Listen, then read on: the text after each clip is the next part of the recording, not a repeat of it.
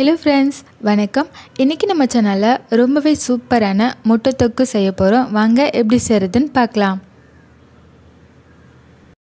இப்போ இந்த முட்டை தொக்கு பண்றதுக்கு கடாயில கொஞ்சமா எண்ணெய் சேர்த்துக்கோங்க. 1/4 டீஸ்பூன் மஞ்சள் தூள் சேர்த்துக்கலாம்.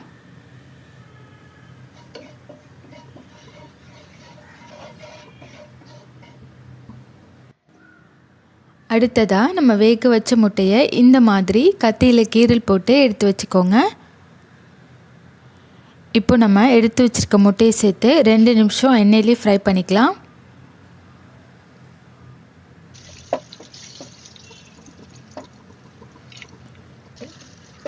இப்போ பாருங்க முட்டை நல்லா ஃப்ரை ஆனதும் இதை நம்ம தனியாக எடுத்து வச்சிடலாம்.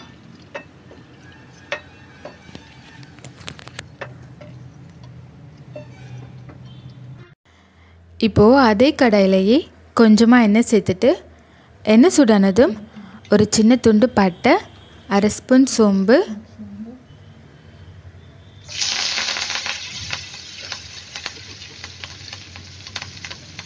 நம்ம எடுத்து வச்சுருக்க வெங்காயத்தை சேர்த்துக்கலாம். நான் இன்றைக்கி 2 பெரிய வெங்காயம் எடுத்திருக்கேன். வெங்காயத்தை சேர்த்துட்டு வெங்காயம் நல்லா வதங்கி வரணுங்க. அது வரைக்கும் நல்லா வதக்கிக்கோங்க.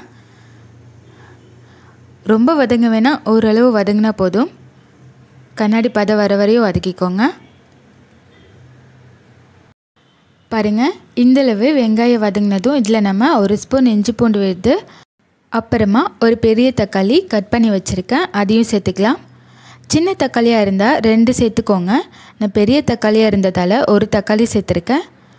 சேர்த்துட்டு தக்காளியை எண்ணெயிலேயே நல்லா வதக்கி விட்டுக்கோங்க. இந்த இஞ்சி பூண்டோட பச்சை வாசனை போய் அதே நேரத்தில் தக்காளியும் நல்லா மசிஞ்சு வரணுங்க. அது வரைக்கும் நல்லா வதக்கிக்கலாம்.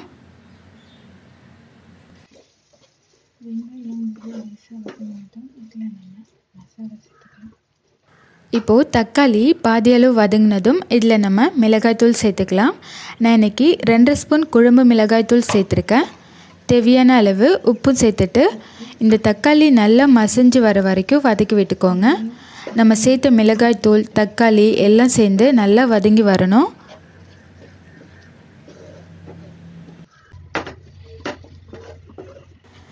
இப்போ பாருங்கள், தக்காளி மசாலாலாம் நல்லா வதங்கி வந்துடுச்சு. இதில் நம்ம கொஞ்சமாக தண்ணி சேர்த்து கலந்து விட்டுக்கோங்க. உப்பு காரம்லாம் கரெக்டாக இருக்கான்னு இந்த டைமில் செக் பண்ணிக்கோங்க. ஒரு கொதி வர வரைக்கும் வெயிட் பண்ணலாம்.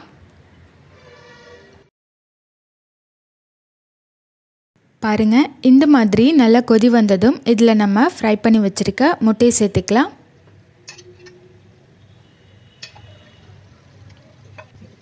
சேர்த்துட்டு இந்த மசாலாலாம் முட்டையில் மிக்ஸ் ஆகிற மாதிரி நல்லா கலந்து விட்டுக்கோங்க. ஒரு 2 நிமிஷத்துக்கு நல்லா மிக்ஸ் பண்ணி விட்டுக்கோங்க. மசாலாலாம் முட்டையில் மிக்ஸ் ஆகி நம்ம ஊற்றின எண்ணெய் பிரிஞ்சு வரணும். அப்போ தான் தொக்கு கரெக்டான பதத்தில் இருக்கும்.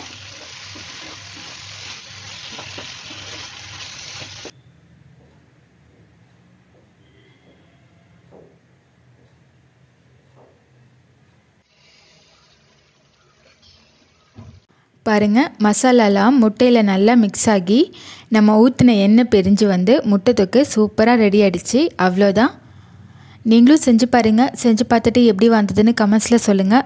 உங்களுக்கு இந்த வீடியோ பிடிச்சிருந்தால் லைக் பண்ணுங்கள். நம்ம சேனலை ஃபர்ஸ்ட் டைம் பார்க்குறீங்கன்னா சேனலை சப்ஸ்கிரைப் பண்ணிக்கோங்க. அப்படியே பக்கத்தில் உள்ள பெல் ஐக்கானையும் ப்ரெஸ் பண்ணிக்கோங்க. அப்போ தான் நம்ம சேனலில் என்ன வீடியோஸ் அப்லோட் பண்ணாலும் உங்களால் தொடர்ந்து பார்க்க முடியும். இவ்வளோ நேரம் என்னுடைய இந்த வீடியோவை பொறுமையாக பார்த்ததற்கு நன்றி.